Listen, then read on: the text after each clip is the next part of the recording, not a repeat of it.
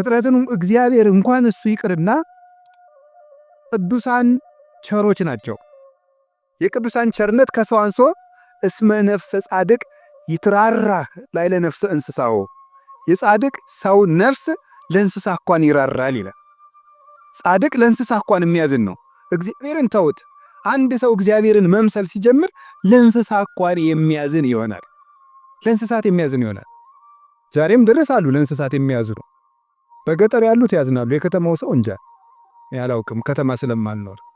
የገጠር እናቶች ጤፍ እንኳን ሲያበጥሩ ለወፎቹ ይተውላቸዋል፣ እንዲለቅሙ ይተውላቸዋል። ለዝንጀሮ ይተዋል። በኦሪት ዘዳግም አለ ቃርሚያ በቃረምክ ጊዜ አዝመራህን ጨርሰህ አትጨደው፣ ለድሃና ለአውሬ ተው ተብሏል። ርኅራኄ የብሉይ ኪዳንም የሐዲስ ኪዳንም አስተምሮን። ጥጃውን አርደህ በእናቱ ወተት አትቀቅለው ይላል። የቸርነት ሥራ ነው ይሄ። እዝሩሁን ነው። በእናትና በልጅ መካከል ገብተህ ጭካኔን አታድርግ ማለት ነው። እናትና ልጅን መለየት ጭካኔ ስለሆነ እግዚአብሔር እንኳን ለሰው እናትና ልጅ ይቅርና ለእንስሳት እናትና ልጅነት የሚያዝን ርኅሩህ ነው እግዚአብሔር። ለእንስሳቱ ርኅራኄ ሰርቶላቸዋል። አህያውን ያለመጠን እንዳይጭኑት ስርዓት ሰርቷል እግዚአብሔር። በሬና በሬ እንዳይዋጋ ስርዓት ሰርቷል።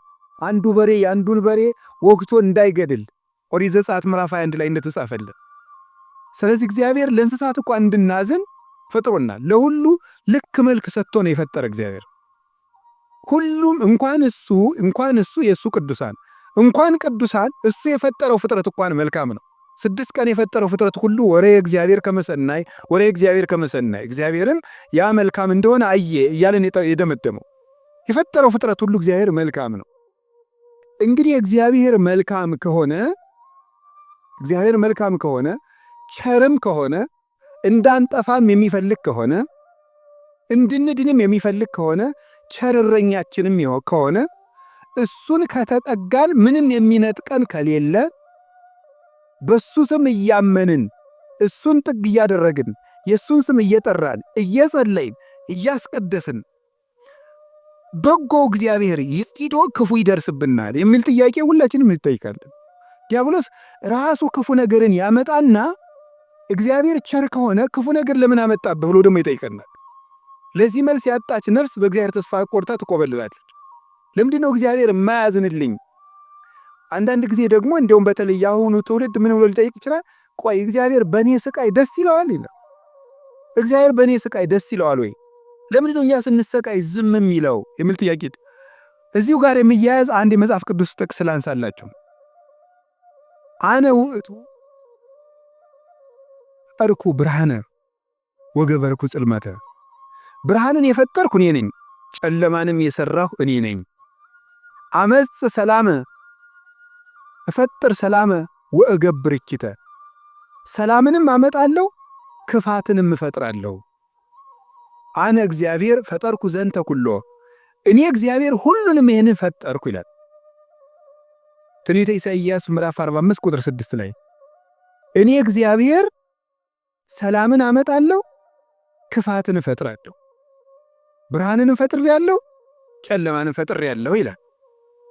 እዚያ ላይ እግዚአብሔር መልካም ነው አለ። አሁን ደግሞ እዚህ ላይ እኔ እግዚአብሔር ክፋትን እፈጥራለሁ ይላል። እግዚአብሔር ክፋትን ይፈጥራል። ምን ትላላችሁ? እንዴ እፈጥራለሁ ያለ እኮ ራሱ ነው። እግዚአብሔር ራሱ ነው እኔ ክፋትን እፈጥራለሁ። እኔ እኮ መጽሐፍ ቅዱስ ላይ ነው የጠቀስኩት። እግዚአብሔር እንደዚህ ብሏል፣ እግዚአብሔር ክፋትን እፈጥራለሁ ብሏል ይላል። ምን ትላላችሁ? እኔ ክፋትን የምፈጥር አምላክ ነኝ ይላል። እኔ ሰላምንም አመጣለሁ ጦርነትን የማመጣው እኔ ነኝ ይላል። ከዚያ መልሶ ደግሞ ምን ይላል ደግሞ መልእክተ ያዕቆብ ምዕራፍ 1 ቁጥር 3 ላይ ኢያሜክር እግዚአብሔር በእኩይ ይላል። እግዚአብሔር በክፉ ማንንም አይፈትንም ይላል። እንዴት ያለ ነገር ነው! እግዚአብሔር በክፉ ማንንም አይፈትንም። ኢሳይያስ ላይ ደግሞ እኔ እግዚአብሔር ክፋትን እፈጥራለሁ። አልተጋጨም? ተጋጭቷል? እሺ አልተጋጨም። አንስታሴዎስ የሚባል ሊቅ ምን ብሎ ይናገራል? መጽሐፍ ቅዱስ ተጣልቶ አያውቅም። መጽሐፍ ቅዱስ የተጣላ መስሎ የሚታየን እኛ ከመጽሐፍ ቅዱስ ጋር ስለተጣላን ነው ይላል። አንተ ከመጽሐፍ ጋር ስትታረቅ መጽሐፍት ተጣልተው አያውቁም ብሎ ይናገራል። ስለዚህ እግዚአብሔር መልካም ነው። እስቲ እግዚአብሔር መልካም ነው በሉ። እግዚአብሔር ቸር ነው በሉ። ሰው ሁሉ እንዲድን ይፈልጋል፣ ይረዳናል። ልብ በሉ። እንዲያውም ምንድን ነው የሚለው? ወይፈቅድ ምክንያት ለድኂን። እግዚአብሔር ሰውን ለማዳን ምክንያት ይፈልጋል። ሰውን ምክንያት ፈልጎ ነው የሚያድን እንጂ ቆይ እስቲ በገሌ በምን ልፍረድበት አይደለም የሚለው። የሚያድን ነገር ከዚህ ሰውዬ ምን ላግኝ፣ እንዲሁ ምን አቸልማረው ነው የሚለው እንጂ እግዚአብሔር እንዲሁ በገሌ በምን ልፍረድ ይችንም ልመዝግብ አይደለም የሚለው። ኃጢአትን ብትቆጣጠር ሰው ኑሮ በፊት ማን ይቆማል ያለ ዳዊት ይሄን። ኃጢአትን ብትቆጥር በአንተ ፊት የሚቆም ማንም አይቆምም። ቸርነትን ነው የሚቆጥር እግዚአብሔር። ሰውን ለማዳን ተግቶ የሚሻ አምላክ መሆኑን የምታዩት ሰውን ለማዳን ወርቅ እፈልጋለሁ ቢል ኖሮ ወርቅ ስንት ሰው ይኖረዋል? እግዚአብሔር ግን ሰውን ለማዳን እስከ ውሃ ዝቅ ያለ አምላክ ነው። ቀዝቃዛ ውሃ የሰጠ ይድናል አለ። ምን ማለት መስላችሁ? እስከ ትንሹ ነገራችሁ ድረስ እናንተን ለማዳን እወርዳለሁ። ውሃ ማንም ሰው ሊያገኘው የሚችለው ነው። ሌላ መንፈሳዊ ትርጉም አለው። ውሃ የሰጠ የተባለ ይላል ቅዱስ ቄርሎስ። ሰው ምንም ነገር ቢሰጥ በእግዚአብሔር ዘንድ ውሃ ነው። አካልህን እንኳን ለእግዚአብሔር ቆራርጠ ለሰማዕትነት አሳልፈ ብትሰጥ ለእግዚአብሔር ግን ውሃ እንደመስጠት ነው። ምክንያቱም ያ አካል የራሱ ነው። እግዚአብሔር ደግሞ ለአንተ ያደረገልህ ነገር ያንተ አካል ቢቆራረጥ እንኳን የማይመጥን ነው። ስለዚህ ለእግዚአብሔር ምንም ነገር ብንሰጥ ውሃ ነው። አካል ውሃ ነው። እንደዚያ ከሆነ እግዚአብሔር እንደዚህ ያለ መልካም አምላክ እንዲህ ያለ መልካም አባት ከሆነ ለኛ የሞት አምላክ አኮ በመላኩ አኮ በተንባል መልአክ ልኮ አማላጅ ልኮ ሳይታረቀን ራሱ መጥቶ ከታረቀን እስከዚህ ድረስ ሰው የሚወድ አምላክ ከሆነ ለምንድነው እግዚአብሔር ክፉ የሚያመጣብን የሚል ጥያቄ ይኖራል። እግዚአብሔርስ በክፉ ይፈትናል ወይ? መልሱ አይፈትንም ነው። እስኪ አይፈትንም በሉ። እግዚአብሔር በክፉ ይፈትናል አይፈትንም? እግዚአብሔር ክፉ ይፈጥራል አይፈጥርም? እስኪ ንገር፣ ይፈጥራል አይፈጥርም? አይፈጥርም። እግዚአብሔር እንዴ እፈጥራለሁ ብሎ አላልክም? ቅድም ልትሉ ይችላላችሁ። እግዚአብሔር ክፉ አይፈጥርም። ታዲያ ምን ማለት ነው? ክፉ ሲመጣ ዝም ይላል ነው። እስኪ በሉ ንገሩ እንጂ ክፉ ሲመጣ እስኪ ለምሳሌ እንዲህ የሚል ነገር አለ። ሮሜ ምዕራፍ 13 ቁጥር 1 ላይ እስመ ይትሰየም መኮንን ዘእንበለ ዘእምኀበ እግዚአብሔር ይላል። ያለ እግዚአብሔር ፈቃድ ባለስልጣን አይሾምም ይላል። በደንብ ስሙ። ያለ እግዚአብሔር ፈቃድ ምን አይሾምም? እና እንግዲህ ሁሉም ባለስልጣን እግዚአብሔር እየፈለገ ነው የሾመው ነው? አዎ አይደለም? ሁሉም ባለስልጣን ማለት ነው። እንደው የዛሬዎችን መገምገም ከፈራችሁ የድሮዎችን ገምግሙ። ችግር የለም። እውነት ነው ማለት ነው። ቢያንስ የድሮዎቹ መጥተው ምንም አያረጉንም ማለት ነው። ስለዚህ የድሮዎቹን መገምገም ትችላላችሁ። እና እንደ ሁሉንም እግዚአብሔር እየወደደ የተሾሙ ናቸው። ምን ይመስላችኋል? ይሄ እግዚአብሔር ክፉ ነገር ሲመጣ ይፈቅዳል ነው። እስቲ ይፈቅዳል በሉ። ይፈቅዳል የሚለው ነገር ፈቃድ እግዚአብሔር የሚባለው ሁለት ትርጉም አለው። ፈቃድ እግዚአብሔር የሚባለው አንደኛው ውዴታ ነው። ሁለተኛው ደግሞ ይሁን ማለት ነው። የእንግሊዘኛ ቃላትን ለመጠቀም ይቅርታ አድርጉልኝ፣ ልጠቀም ነው ገና ስለ ቅርብ ለማድረግ ለእናንተ እንዲመቸኝ ነው። የመጀመሪያው ምን ይባላል? ፐርሚሽን ይባላል። እስቲ ፐርሚሽን በሉ እንጂ። ሁለተኛ ዊል ይባላል። እስቲ ዊል በሉ። እሺ ፐርሚሽን ማለት ምን ማለት ነው? እናንተ ኃጢአት ስትሰሩ እኔም ስሰራ እግዚአብሔር ይፈቅድልናል። ምን ማለት ነው ይሄ? ይፈቅድልናል ማለት እግዚአብሔር እኔ ኃጢአት ስሰራ ደስ ይለዋል ማለት ነው። ይሄ ምን ለሚባለው ፐርሚሽን ይባላል። ስራ ከጠቀመ ስራ ነው። ኃጢአት አይጠቅምህም ብዬ ነግሬሃለሁ፣ ይጠቅመኛል ካልክ ስራ ብሎ ይተውሃል ማለት ነው። መተው እሱ ፐርሚሽን ይባላል። ያሰናብተናል። ስለ እግዚአብሔር ክፋት እንዲሰራ ያደርጋል ማለት ክፋት እንዲሰራ ሰዎችን ይተዋቸዋል፣ እንዲሰራ ያደርጋል። ዊል የሚባለው ደግሞ ወዶ የሚሰራውን እግዚአብሔር እንድንጸልይ ይፈቅዳል በሉ። እንድንጾም፣ እንድንጸድቅ፣ እንድንታረቅ ይሄ ፈቃድ ነው ይባላል። ይሄ ፈቃድ ማለት ነው ውዴታ፣ ወዶ የሚያደርግልን ነገር። ገብቷችኋል? ልዩነቱ ገብቷችኋል? እሺ ይፈቅዳል ማለት የመጀመሪያው ፈቃድ እግዚአብሔር ነው ይላል። ዝም ብሎ ምንድነው ፈቃድ እግዚአብሔር? ያለ ፈቃድ እግዚአብሔር ባለስልጣናት አይሾሙም ማለት ከየት ነው የምታስገቡት? ክፉ ሰዎች ሲሾሙ ምን ይላቸዋል ነው? ዝም ይላቸዋል ነው፣ ይተዋቸዋል ነው እንጂ ሰዎቹን ናማ እናት የተሾምና ሰውን ጨርስልኝ አይላቸው። እግዚአብሔር እንደዚያ ብሎ ይሾማል ማለት አይደለም። እንደዚያ ሳይሆን የሚያደርገው እግዚአብሔር ክፉዎች ሲሾሙ ዝም ይላል።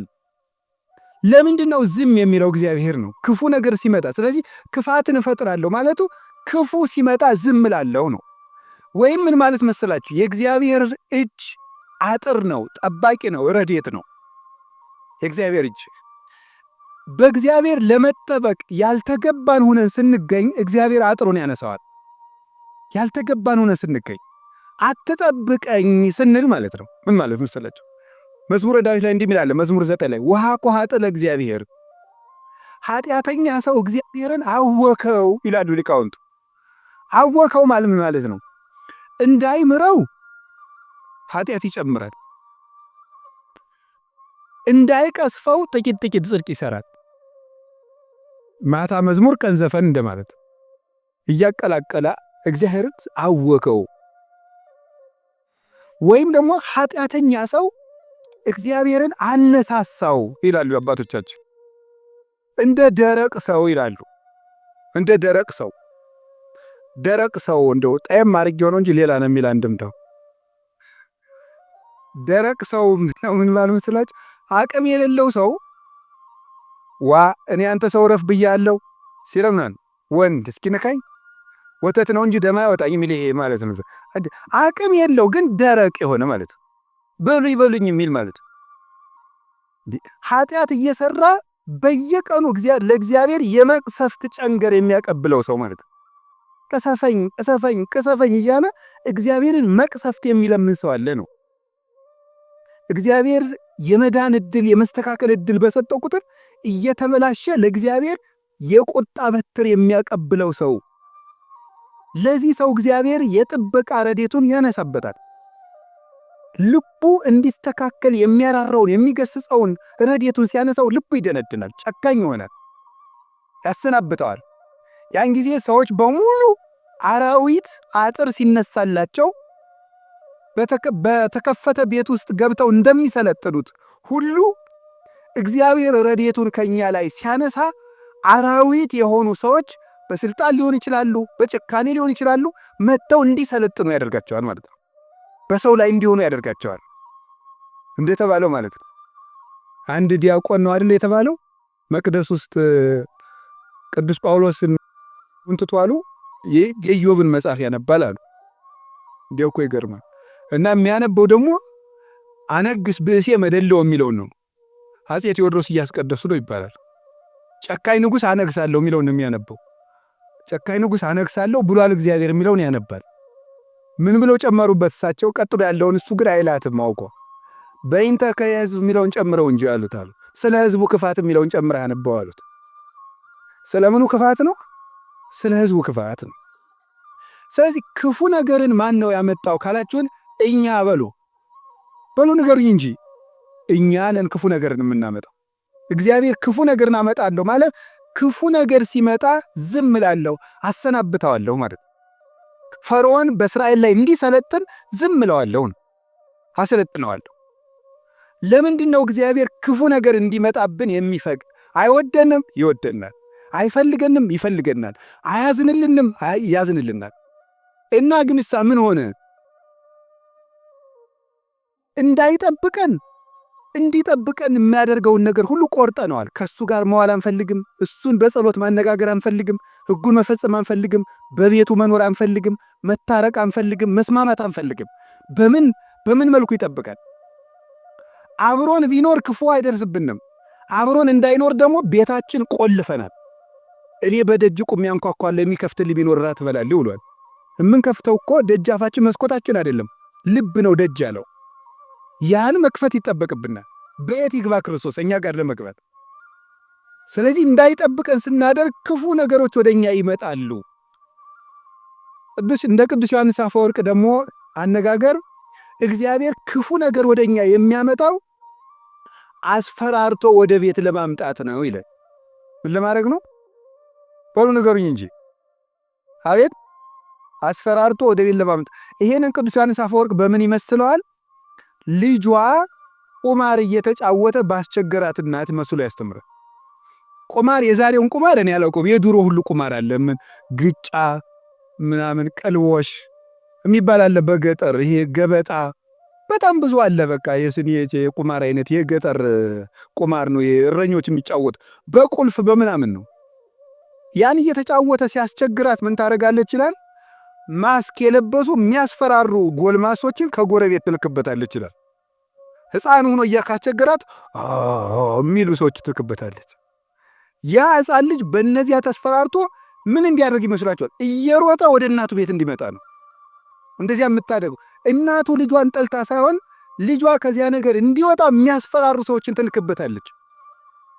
እግዚአብሔር ክፉ ነገሮች ወደኛ ሲመጡ ዝም የሚላቸው ዋናው ምክንያት ምንድን ነው ሲባል እነዚያ ነገሮች እንኳን ቢሆን አስፈራርተውን አለ እግዚአብሔር ስላልመለሰን፣ ምክር ስላልመለሰን፣ ንስሐ አባት ስላልመለሰን፣ መጽሐፍ ስላልመለሰን፣ ስብከት ስላልመለሰን፣ ምንም ነገር ስላልመለሰን ቢያንስ የሚያስፈራሩ ነገሮችን እንኳን መጥተው ወደ ቤቴ ቢመጡ ብሎ ነው።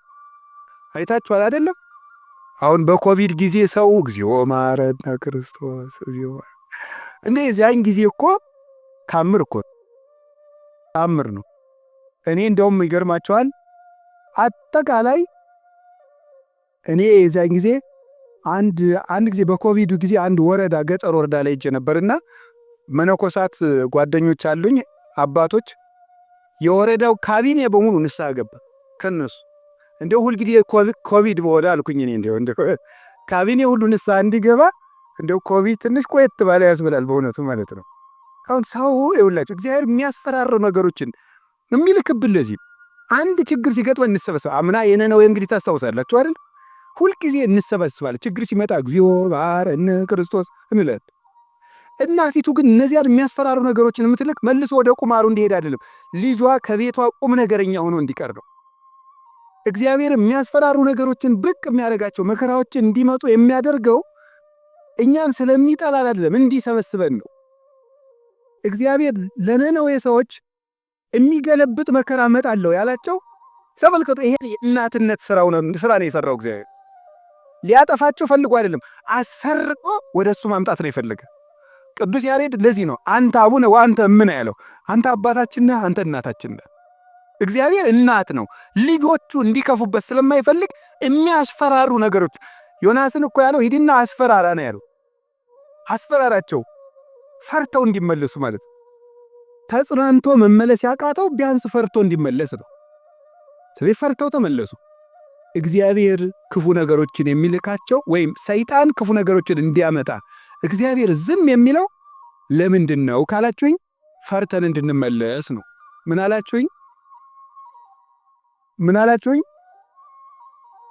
አላችሁኝ?